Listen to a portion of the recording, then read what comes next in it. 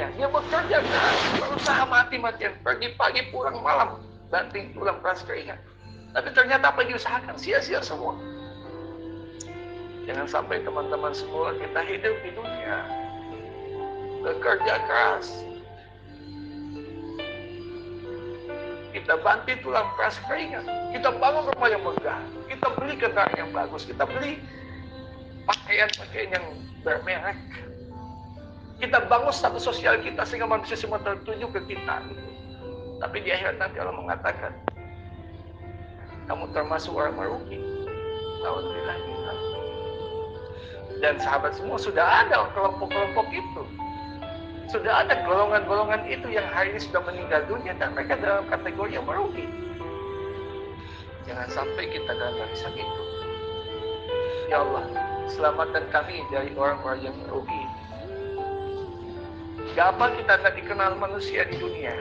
Gak apa kita tidak dikenal siapa sih. Gak apa kita gak punya apa-apa kalau pada hanya takdir hidup kita. Asalkan satu, jangan sampai kita masuk dalam kelompok merugi ini. Yang sia-sia umurnya, yang sia-sia amalannya. Saya teringat kajiannya guru kita Ustaz Sony Abiki, mencari ikhlas. Di bagian pertama beliau mengulas tentang apa? Tentang 3 kelompok manusia yang sia-sia kehidupannya di dunia. Padahal kelihatan zuhurnya semua kebaikan. Siapa mereka? Kita paham. Ada ahli Al-Quran yang kehidupannya menghafal Quran, mengajarkan Al-Quran. Tapi Allah katakan apa? Semua amal itu dibangun di atas kedustaan, hanya untuk dunia saja. Ada kelompok yang kedua, ahli ilmu. Ada ahli sedekah, yang sedekahnya jor-joran gitu. Tapi Allah katakan apa? Dusta, dibangun di atas kedustaan. Dan ada orang yang berjihad di jalan sampai dia syahid dalam zahirnya. Tapi Allah katakan apa? Dusta semuanya. Ternyata perjuangan, ternyata sedekah itu semua untuk dunia. Alhamdulillah min dzalik. Sahabat semua, kita refleksikan diri kita. Jangan sampai kebaikan-kebaikan selama yang kita lakukan termasuk dalam kelompok ini. Kita puasa hari ini, kita bersedekah, kita ber-GJP atau apapun itu dalam kelompok ini. Sebab itulah teman-teman sahabat semua, yuk kita ber-me time supaya nasihat guru kita kemarin Ustaz Randy kita manfaatkan betul. Lihat diri kita lebih jauh, lebih dalam lagi. Apa yang kita cari dalam kehidupan ini? Apa yang kita sesungguhnya cari? Apa niat kita di balik semua ini? Jangan sampai kita hanya mengharapkan puji-puji manusia dan kita jatuh dalam kelompok yang Allah katakan, "Qul hal nunabbi'ukum bil akhsarina a'mala alladziina dhalla sa'yuhum fil hayatid dunya wa hum yahsabuna annahum yuhsinuna sun'a." Mereka mengira sudah berbuat baik. Kata Allah, tidak. Allah, semoga Allah jauhkan kita sahabat semua. Dan Allah ingatkan kita sahabat semua, kalau kita nggak sungguh-sungguh dalam jalan dakwah ini, Allah akan gantikan kita dengan orang yang lebih baik. Maka bersungguh-sungguhlah agar semoga kita istiqomah dan Allah mendatangkan orang-orang baru yang juga membersamai kita, bukan orang baru yang menggantikan posisi kita dalam jalan dakwah ini. Maka sahabat semua, itulah mengapa pagi ini sama-sama kita berdiskusi, bercerita. Dan sebagai bentuk ikhtiar kita kepada Allah, ya Allah, hari ini kami berbicara tentang istiqomah. Kami sungguh-sungguh ya Allah minta kepadamu agar Engkau istiqomahkan kami ya Allah. Dan memang Rasul dan sahabat dulu minta diistiqomahkan. Sebab itulah Allah berfirman, walladzina qalu. Kenapa kita harus minta istiqomah? Kenapa kita minta nikmat ini? Walladzina qalu rabbunallah tsumma istaqamu. Apa fadilahnya? Orang-orang mengatakan bahwa Allah adalah Tuhan kami. Kalau mereka istiqomah, la takhafu wa la tahzan. Allah akan turunkan malaikat di mana akan menemani, membisiki mereka bahwa jangan kamu khawatir, jangan kamu takut. Bukanlah teman-teman semua. Hari ini banyak orang yang khawatir, yang ketakutan. Dia punya segalanya, tapi hatinya dihinggapi dengan ketakutan dan kekhawatiran. Apalagi di masa COVID ini, setahun lebih di masa COVID saya ketemu banyak orang yang kondisinya sangat cemas dan khawatir tentang dunia, tentang pekerjaannya, tentang penghasilannya, tentang macam-macam, tentang bisnisnya. Sahabat semua, kalau orang yang istiqomah, maka Allah datangkan malaikat yang akan menjadi temannya, membersamai dia, dan mengatakan, la takhaf wa la tahzan, jangan khawatir. Wa abshir bil jannati allati kuntum tu'adun. Bahkan dia dikabarkan, dengan kesabaranmu, dengan ketaatanmu, Allah akan mengajarkan kamu syurga. Oke, sahabat-sahabat semua, kalau teman-teman alumni PPA yang sudah ikut PPA yang belum, mudah-mudahan Allah berikan hidayah bisa ikut ya. Kita paham bahwa setelah kita hijrah, kita mengenal bahwa ada peran kita sebagai hamba, juga sebagai khalifah. Saya tidak bahas tentang hamba tentunya. Guru kita Ustaz Randy kemarin sudah bahas tentang penghambaan gitu. Hari ini saya coba naik satu level, membahas tentang khalifah. Yaitu apa? Kita bicara tentang kontribusi kita. Kita hidup untuk apa dan memanfaat apa yang akan kita berikan. Tentu dalam barisan-barisan khalifah ini, ternyata tidak semua orang yang kelihatan seperti khalifah itu betul-betul khalifah, the real khalifah di situ. Tapi ada orang yang kelihatan berdakwah, kelihatan sibuk dalam kebaikan, ternyata dia apa? Dalam kelompok yang pertama, perusak. Orang-orang yang kelihatan berdakwah, tapi sebenarnya dia menjadi perusak dakwah. Ada juga yang kedua, menjadi penggembira, dia sibuk sebagai penggembira saja, pelengkap saja, penggembira saja. Ya. Tidak buruk, bukan perusak, tapi dia penggembira. Tapi jangan, di lain sisi ada juga memang orang yang jadi khalifah dan dia menjadi penggerak kebaikan. Semoga kita masuk dalam kelompok yang ketiga. Orang-orang yang hijrah, kemudian mengajak orang lain hijrah dan hatinya lillah. Gitu ya. Bukan dalam barisan orang yang jadi barisan perusak. Nah, teman-teman, apa saja yang menjadi penghalang sampai orang dapatkan hidayah, sampai orang tidak istiqomah dalam jalan dakwah ini. Berikut saya akan sampaikan beberapa, saya rangkumkan dari banyak nasihat guru-guru dan tulisan-tulisan mereka. 3 penghalang keistiqomahan. Salah satu, yang pertama adalah bisikan syaitan. Ini disampaikan oleh dalam satu kitabnya, Ibnu Qayyim al-Jauziyah, menyampaikan bahwa salah satu yang membuat orang tidak istiqomah dalam hijrahnya adalah karena dia jatuh dan mengikuti bisikan syaitan. Yang kedua, dia mengikuti syahwat dan jatuh dalam kemaksiatan. Yang ketiga adalah dia terhinggapi satu penyakit namanya Abu Jahal syndrome. Kita lihat seperti apa. Sebentar, ini backsoundnya double mungkin Tad. Apa? Ya.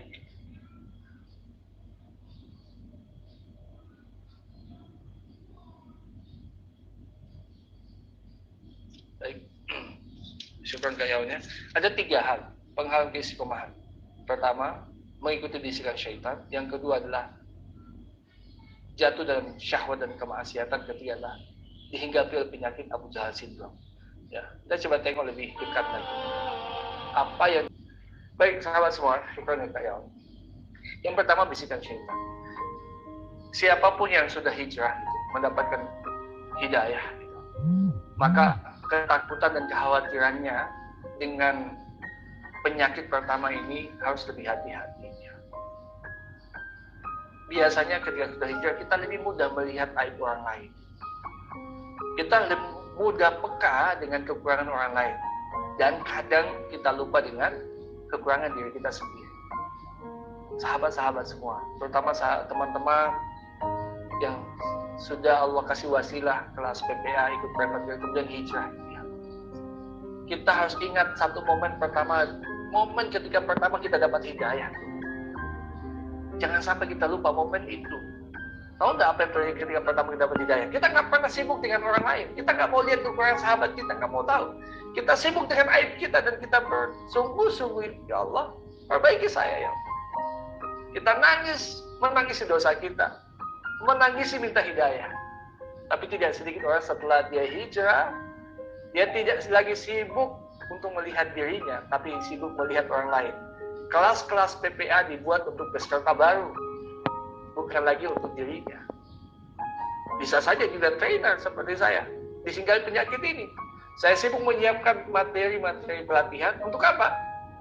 untuk orang lain, untuk peserta baru, untuk alumni. Tapi nggak sibuk bahwa ini nasihat buat saya. Sahabat-sahabat semua, siapa saja punya potensi untuk terkena penyakit pertama, yaitu dengan bisikan syaitan. Dia sibuk dengan melihat aib orang lain dan dia lupa dengan aib dirinya sendiri. Yang kedua, karena waktu kita terbatas ini, saya tidak bahas itu. Yang kedua, syahwat dan maksiat. Bisikan syahwat ini membuat seseorang bisa orientasinya berubah, niatnya berubah. Yang tadinya niat lillah di awal, setelah dia hijrah, kemudian dia terjerumus masuk dalam kategori yang salah niat. Niatnya salah. Ya. Dan ini dihinggapi bukan cuma kita, sahabat Nabi pun seperti itu dulu. Ketika awalnya masih begitu awal-awal perjuangan dakwah itu luar biasa itu. Total mereka. Tapi ketika Allah sudah buka kemenangan, ganimah perang sudah ada gitu, dan sudah banyak negeri-negeri kafir ditaklukkan, dunia Allah sudah buka semua. Ada yang sudah mulai jatuh dalam kategori yang salah niat. Fokusnya apa? Materi. Dan tidak sedikit yang fokusnya apa? Mencari puja-puji manusia. Kita yang sudah hijrah teman-teman semua, ya, apalagi misalkan ya, ada tulisan menarik gitu. Katanya begini, Ramadan begini kan banyak orang yang sibuk untuk membuat takjil, bahkan tidak sedikit orang yang memanfaatkan Ramadan ini untuk menambah penghasilan. Bahkan ini kalau pebisnis menjadikan Ramadan momen di mana mereka bisa menghasilkan berlipat-lipat kali dari Ramadan. Mereka jual takjil, jual baju, jual macam-macam begitu. Ini kan banyak gitu. Nah, ada orang gitu, dia lihat, wah ini sibuk ya. Ini bukannya baca Quran, bukannya sholat, bukannya ngaji, bukannya ini. Dia sibuk jualan gitu. Ini momen Ramadan saya gunakan beberapa untuk jualan saja. Hati-hati sahabat semua. Karena boleh jadi sahabat saudara kita yang sibuk jualan itu, itulah ikhtiar dia untuk mendatangkan harta yang halal untuk keluarganya. Dan bukankah itu kebaikan? Mungkin memang dia tidak bisa ngaji seperti kita. Karena kita mungkin kebutuhan kita udah terpenuhi. Tapi dia masih mikirkan anaknya. Mungkin orang tuanya sedang sakit, mungkin ada hutang dia belum dia lunasi. Dan momen Ramadan ini momen di mana dia jadikan wasilah untuk bisa melunasi hutang-hutang itu. Maka jangan sampai kita orang yang sudah hijrah ini melihat itu. Kok dia sibuk jualan, bukannya sibuk ngaji gitu. Mungkin malam hari dia tidak bisa menghabiskan waktunya bermunajat selama kita, karena dia harus bikin kue, bikin macam-macam. Kita bersangka baik teman-teman semua. Oke, jangan sampai kita salah niat kita hijrah. Apalagi sahabat-sahabat saya di PPA saat ini Allah sudah buka sedikit demi sedikit keberkahannya. Ya, ada Ewa Gold, ada macam-macam saat ini guru-guru kita membuka wasilah, mengupayakan wasilah itu. Jangan sampai hati kita tertuju kepada goldnya, keuntungannya, bisnisnya, sebagainya. Ya, kita tetap ikhtiar tentunya. Itu sebagai pelumas saja kata guru-guru kita.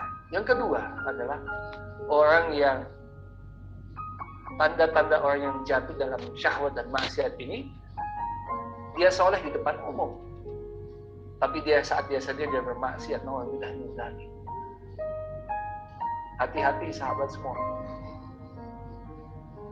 Ramadan ini momen di mana kita betul-betul melihat diri kita sejujur-jujurnya. Sejujur-jujurnya, lihat diri kita. Jangan sampai kita ini selama ini membuat topeng-topeng kepalsuan. Kita buat postingan-postingan yang baik, tapi saat kita sendiri, kita justru bermaksiat. Naudzubillah. Maka kita harus jujur dengan diri kita. Ramadan ini harus membuka tabir kita yang sesungguhnya, agar kita bisa memperbaiki diri kita. Sahabat semua,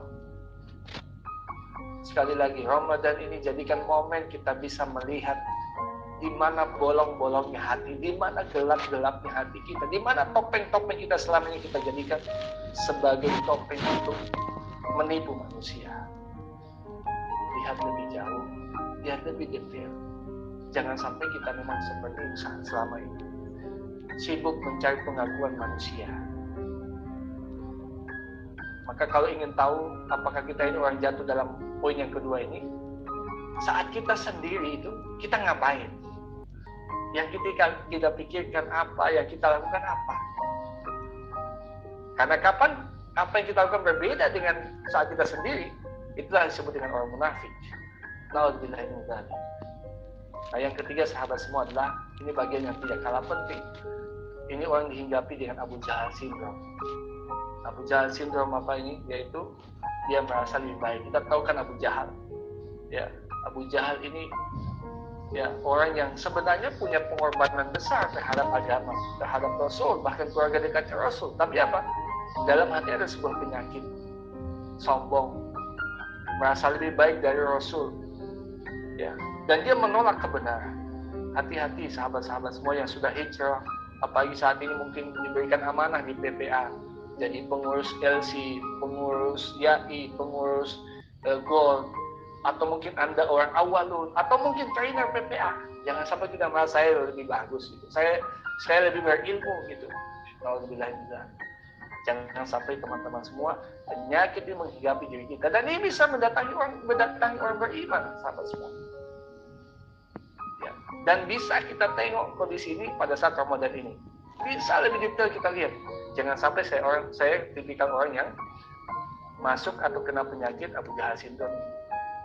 Yang kedua adalah Abu Jahal syndrome ini muncul sifat fanatisme, atau kita sebut dengan guru, berlebih-lebihan, menganggap kelompok kita yang paling baik, menganggap bahwa ini yang paling baik, yang lain itu tidak baik. Saya dalam perjalanan hidup saya ketemu banyak orang, dan tidak sedikit ya, walaupun ini oknum, teman-teman di luar sana yang katanya dakwah, tapi kerjanya apa? Mengkafirkan saudaranya, menghujat saudaranya, ya, dengan kata-kata yang kasar. Bahkan tidak sedikit saya pernah melihat dan menyaksikan ya, bagaimana orang yang katanya dakwah itu memukuli kelompok lain sampai berdarah-darah. Ada bahkan menyeret orang yang sedang sholat di masjid, saat tarik dari masjid kemudian dipukul sampai berdarah-darah, hanya karena beda kelompok dakwah. Sahabat semua, terutama sahabat-sahabat saudara saya di PPA, jangan sampai kita muncul penyakit ini merasa PPA yang paling bagus. No, guru-guru kita tidak pernah mengajarkan kita tentang fanatisme. Kita hargai selagi dakwah yang lain itu masih di atas Al-Quran dan As-Sunnah, ya saudara kita. Kita wajib untuk bekerja sama dengan mereka. Kita wajib untuk tolong-menolong dengan mereka. Bahkan jangankan yang masih seakidah, yang non-muslim pun, kita diperintahkan berlaku baik dengan mereka, apa yang masih dalam satu kalimat yang sama. PPA ini harus menjadi perangkul dakwah yang lain. Kita rangkul yang lain. Kita sama-sama karena tujuan kita sama, yaitu apa? Li'ila, li kalimatillah. Kita tidak sedang berjuang untuk nama PPA, untuk nama guru kita. Bukan. Kita sedang berjuang untuk meninggikan kalimat Allah. Li'ila, li kalimatillah. Nggak ada niat yang lain. Jangan sampai kita dalam dakwah ini kita mengatakan kami yang paling bagus, yang lain itu tidak bagus, yang itu begini. Kita sibuk mengomentari orang lain. No. Sibukkan diri kita untuk semata-mata meninggikan kalimat Allah, bukan gulu, bukan berlebih-lebihan. Nah, gimana cara kita untuk bisa kita mengcounter 3 penyakit tadi? Maka apa pilar-pilar yang harus kita tegakkan? Ini pilar-pilar istiqomah. Kita akan tegakkan sama-sama. Dengan yang pertama, gimana kita menyiasati, mengakali agar kita tidak jatuh dalam kondisi mengikuti bisikan syaitan ini. Yang pertama, terutama dengan sahabat kita, bagaimana mengupayakan bersangka baik dengan sahabat kita, teman-teman semua. Dan memang fase dakwah akan ada fase di mana Allah akan buka kekurangan sahabat kita. Bahkan orang yang kita mungkin elu-elukan, orang yang mungkin kita bangga-banggakan, tiba-tiba Allah singkap aibnya, dan itu kita sedang diuji. Diuji apa? Supaya kita tidak berlebihan dengan orang itu. Kita manusia biasa, guru-guru kita, sahabat-sahabat kita, teman-teman kita juga manusia biasa. Yang punya sisi baiknya, yang satu waktu mungkin Allah bisa buka aib itu. Dan tugas kita apa saat Allah buka aib orang lain? Sangka baik sama Allah. Sangka baik.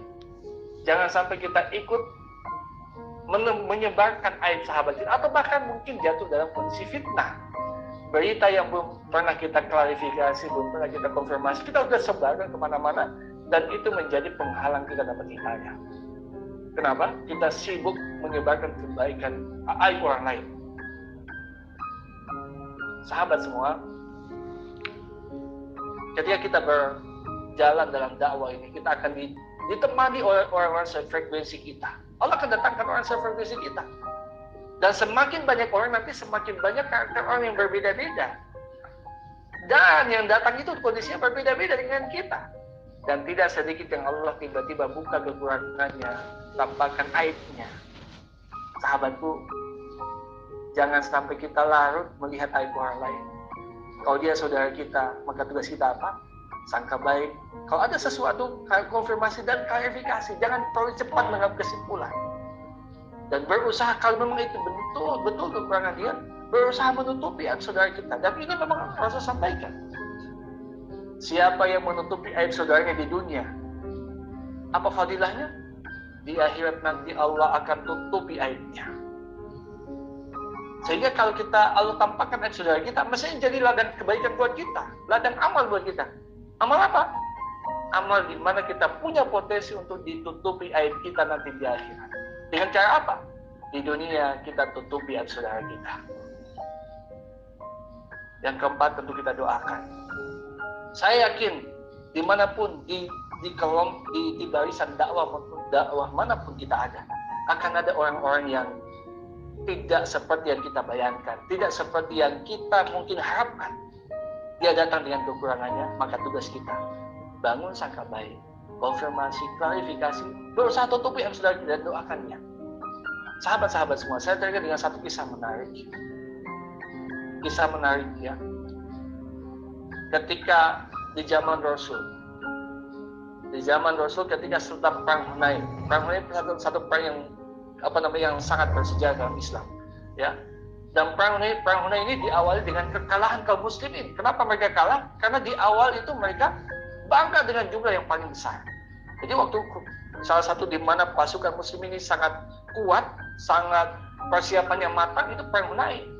Dan pada saat itu di awal mereka kalah. Kenapa dikalahkan? Karena mereka berbangga dengan jumlah yang banyak dan perlengkapan perang yang jauh lebih siap dibandingkan musuh mereka. Dan Allah kalahkan di awal. Qadarullah, setelah membaca pesan cintanya, kemudian mereka banyak istighfar, lalu di ujung-ujungnya mereka menang.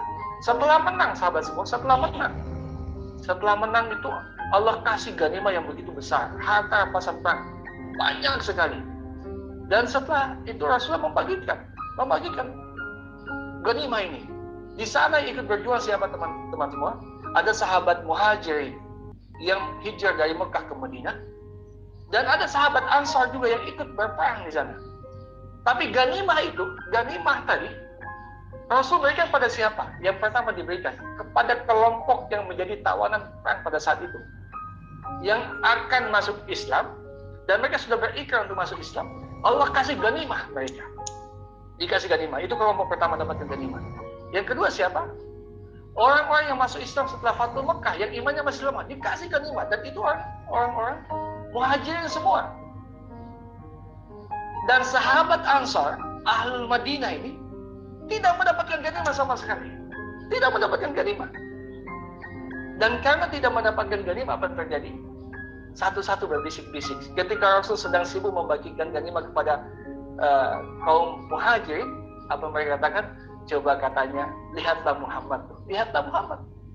Hari ini dia sibuk membagikan ganimah buat saudara dia, Muhajirin. Dan dia lupakan kita, katanya. Dia lupakan kita. Dan diskusi mereka sampai ke telinga Rasul. Dan Rasul kemudian menemui mereka. Apa yang Rasul sampaikan? Wahai sahabat Ansar, aku sudah tahu, aku sudah dengar apa yang kalian sampaikan, apa yang kalian diskusikan tentang saya. Tentang ganimah ini katanya. Wahai sahabat Ansar, bukankah dulu kalian ini tersesat? Dan karena saya datang kalian dapat hidayah. Dulu kalian berpecah belah. Karena saya datang Allah kasih persatuan di antara kalian. Dulu kalian dalam kekurangan. Dan asbab saya datang Allah cukupkan kalian. Kata Rasul, Ayo, siapa di antara kalian mau membantah saya? Adakah mau membantah? Tidak ada satupun sahabat Ansar membantah. Bahkan sahabat Ansar mengatakan, wahai Rasul, bagaimana mungkin kami membantah itu? Karena itu benar. Dulu kami berpecah belah. Karena wasilah kamu datang, kami bersatu padu. Kami tidak mungkin membantah itu. Apa kata Rasul? Sahabatku, saya mengharapkan kalian membantah saya dengan kalimat apa? Wahai Muhammad, wahai Rasulullah, dulu kamu di mana-mana kamu ditolak, dan kamilah Ahlul Madinah yang menerimamu. Dulu kamu dalam kondisi miskin saat kamu tinggalkan Mekah, dan kami yang mengasihi memberikan kamu tempat tinggal, perniagaan, sehingga kamu bisa sampai saat ini. Kata Rasul, kenapa di antara kalian tidak ada membantah saya dengan kalimat itu? Dan kalau ada, saya pasti akan benarkan kalimat itu. Sahabat Ansar menangis semua. Wahai sahabat Ansar, apakah kalian tidak ridho melihat sahabat Muhajir itu kembali ke rumah mereka membawa ganimah-ganimah itu, dan kalian kembali ke rumah kalian membawa keridhaan Allah dan Rasulnya? Insyaallah. Rasul mengatakan, wahai sahabat Ansar, apakah kalian tidak ridho sahabat Muhajirin yang kekurangan itu mereka kembali membawa ganimah, dan kalian sahabat Ansar ini pulang ke rumah kalian membawa keridhaan Allah dan Rasulnya? Kalimat ini teman-teman semua membuat sahabat Ansar itu menangis sejadi-jadinya. Dan mereka mengatakan, ya Rasul, kami ridho. Mereka kembali bawa ganimah dan kami pulang membawa Allah dan Rasulnya. Sahabat semua, Rasul pun dengan sahabatnya dihinggapi penyakit ini. Rasulullah yang sempurna akhlaknya, tidak luput dari kesalahpahaman oleh sahabat-sahabat yang Allah katakan lewat Rasulnya, khairul quruni qarni, manusia terbaik. Tapi apa yang mereka lakukan? Konfirmasi, klarifikasi. Pun demikian dengan teman kita, sahabat kita, guru-guru kita. Demi Allah, mereka bukan Rasul. Konfirmasi, tanya. Jangan cepat mengambil kesimpulan. Sahabat semua, jangan sampai kita bahagia, kita berbangga saat melihat kekurangan sahabat kita. Jangan. Harapan kita, siapa yang Allah sudah pilih jalan dakwah ini, jangan sampai dia jatuh. Jangan sampai ada orang-orang yang hari ini menemani kita sholat, mengaji, zikir, bersair. Dia tidak ada dalam barisan dakwah ini. Jangan sampai sahabat semua. Justru sebaliknya, kalau ada sahabat kita sudah nggak ada, datangi dia. Konfirmasi, doakan dia. Kedua adalah syahwat dan maksiat. Ini kita sudah paham, teman-teman alumni BPA, dan Ramadan ini momen yang sangat baik kita untuk berbitai. Berdua dengan Allah. Kemarin guru kita, Mas Reni, sudah jelaskan ini. Apa yang selalu dia mintain, bertanya kita dari mana, mau kemana. Bahkan apa yang kita cari. Saya selalu berbitai.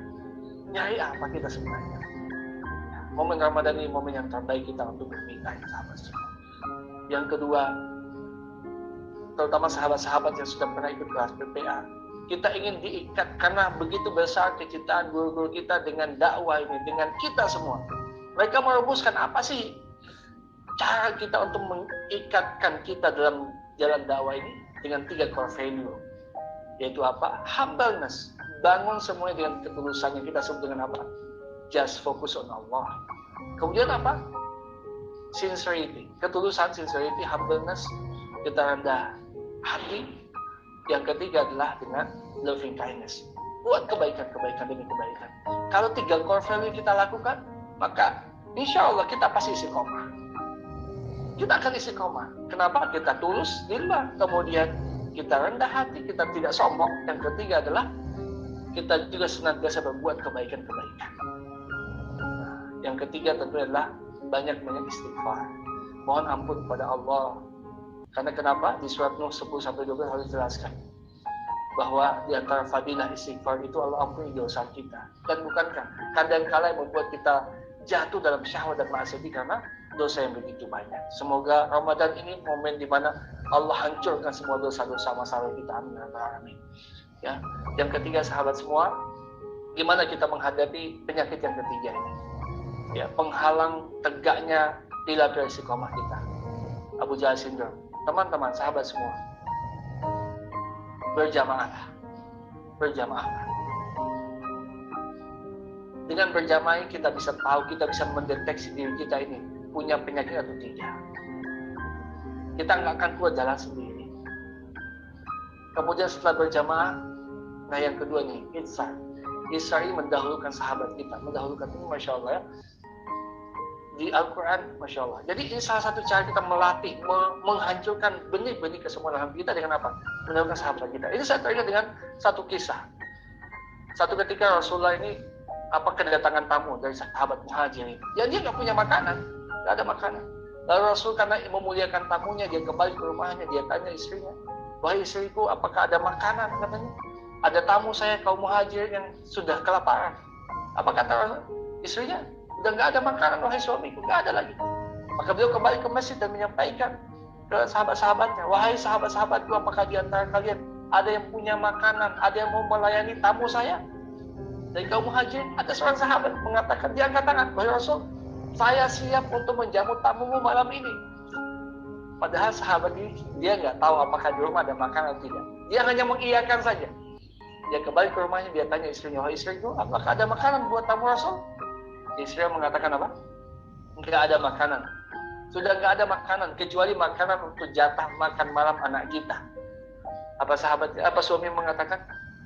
Wahai istriku, kita akan muliakan tamu Rasulullah malam ini, maka makanan itu berikan buat tamu Rasul. Gimana caranya? Nanti tidurkan anak kita, saat dia sudah mulai tidur, makanan saya hidangkan, dan pada saat sahabat kita ini, tamu Rasul sudah makan, matikan lampunya. Buat apa dimatikan lampu?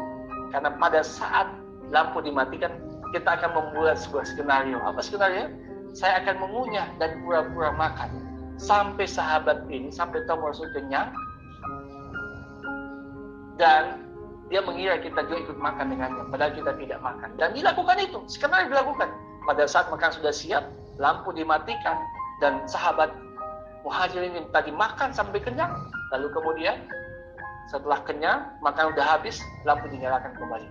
Besok pagi, ba'da subuh, ketika sahabat datang ke masjid, apa kata Rasul? Wahai sahabatku, ketahuilah, karena perbuatanmu dengan istrimu kepada tamu saya semalam, Allah tersenyum melihat kalian. Masya Allah. Dan Allah turunkan satu ayat di Al-Quran. Wa yusiruna ala anfusihim walau kana bihim khasasah. Ini ayat asbabun nuzul adalah perbuatan sahabat ini yang menjamu tamu Rasul, dan mereka tidak memberikan makan pada anak mereka, dan mereka kelaparan sepanjang malam hanya untuk memuliakan tamu. Apa kata Allah? Wa yu'thiruna ala anfusihim. Dan mereka mengutamakan saudara mereka dibandingkan diri mereka sendiri. Walau kana bihim khasasah. Padahal mereka itu butuh. Teman-teman semua, kalau kita mau melatih dan berikhtiar supaya kita bebas dari penyakit Abu Jahal syndrome ini, dari kesombongan ini, adalah dengan belajar memuliakan orang lain, sahabat-sahabat kita. Saya terkesan kalau ke kantor di BPA Pusat, Masya Allah ya, ada guru-guru kita, bahkan istri founder BPA itu, kalau orang lihat ini siapa? Masa mereka yang melayani, kasih makan, mengumpulkan sampah, menyapu, itu padahal beliau ini istrinya founder BPA gitu ya, Masya Allah, yang punya keluarga besar begitu besar, Insya Allah. Tapi begitu memuliakan tamu, begitu merendahnya mereka mau melayani orang-orang yang datang dari luar, seperti saya yang mungkin kadang ke kantor di pusat sana. Yang ketiga, cara kita untuk menundukkan ini musyawarah. Sahabat-sahabat semua di OA Center, di OA dimanapun itu, di komunitas BPA, harus tunduk dalam musyawarah. Harus tunduk dalam musyawarah. Jangan sampai kita merasa bahwa ide kita paling betul. Orang yang tidak duduk dalam musyawarah pasti kena penyakit ini. Saya katakan, orang tidak mau duduk dalam musyawarah dan tidak mau tundukkan hawa nafsu dalam musyawarah pasti kena penyakit ini. Tapi orang yang bebas dari penyakit ini adalah orang yang mau duduk dalam musyawarah dan sami'na wa ata'na dengan keputusan musyawarah. Sami'na wa ata'na. Jadi kalau Anda mau lihat diri kita kena penyakit, duduk dalam musyawarah.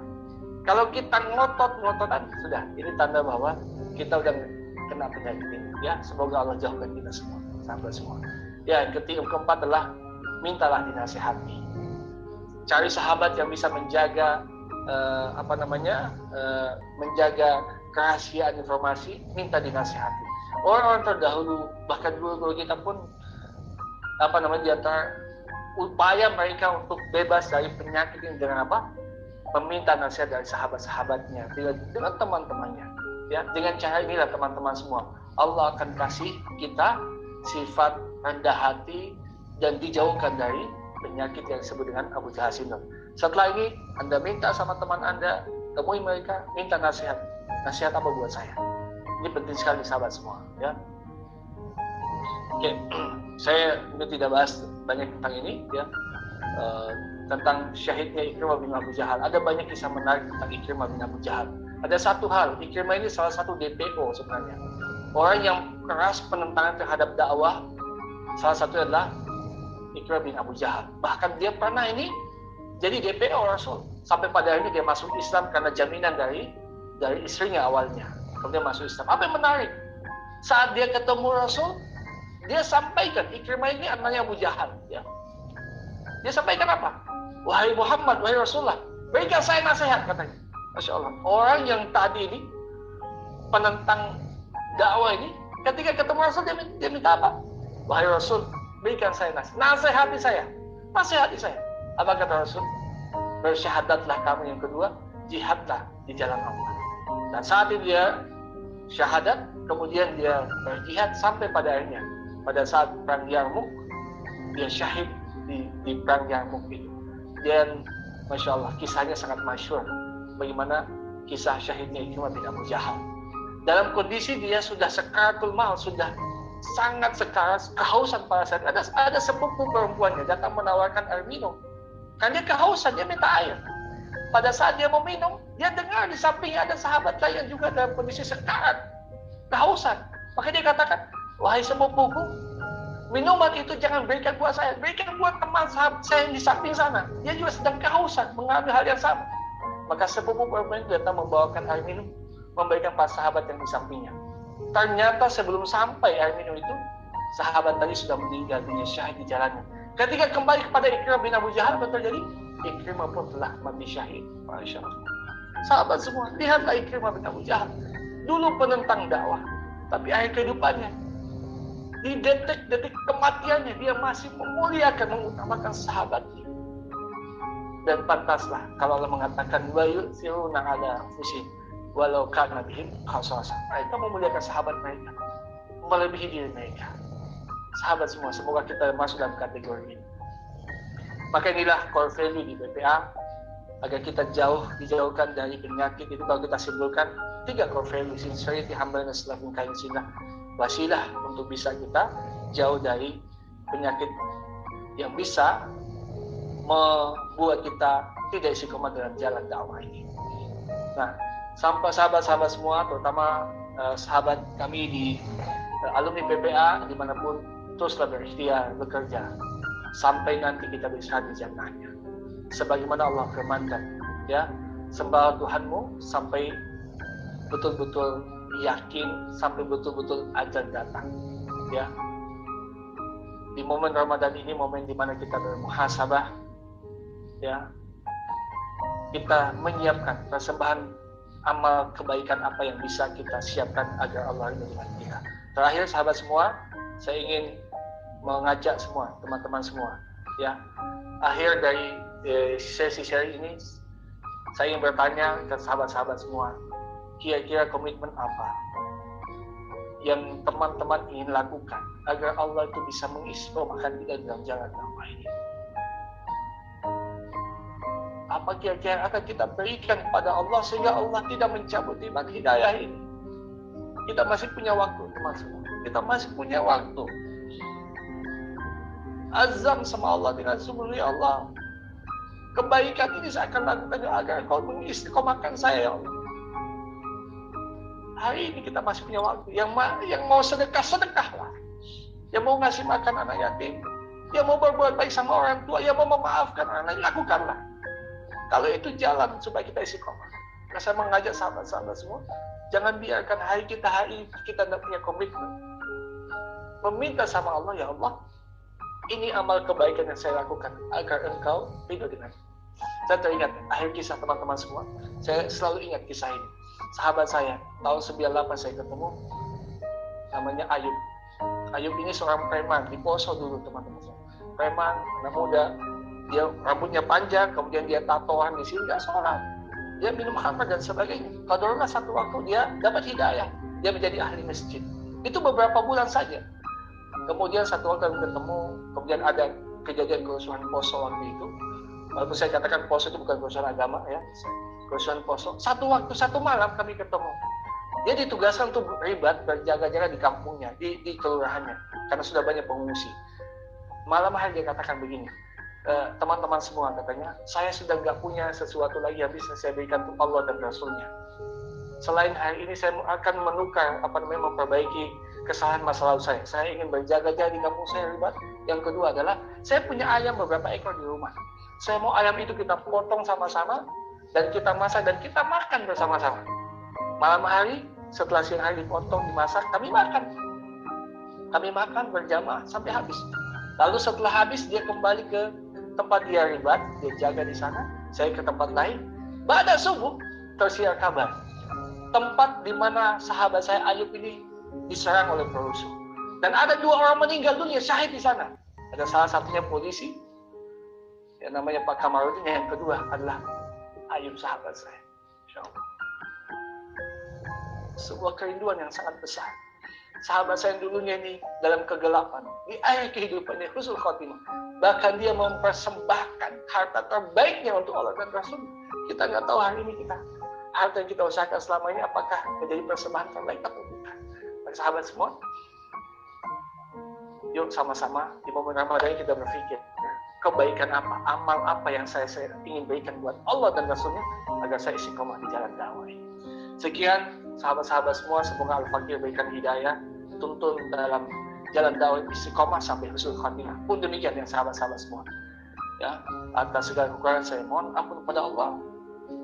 Ya, dan saya akhiri dengan ucapan wassalamualaikum warahmatullahi wabarakatuh. Waalaikumsalam warahmatullahi wabarakatuh. Masya Allah, tabarakallah.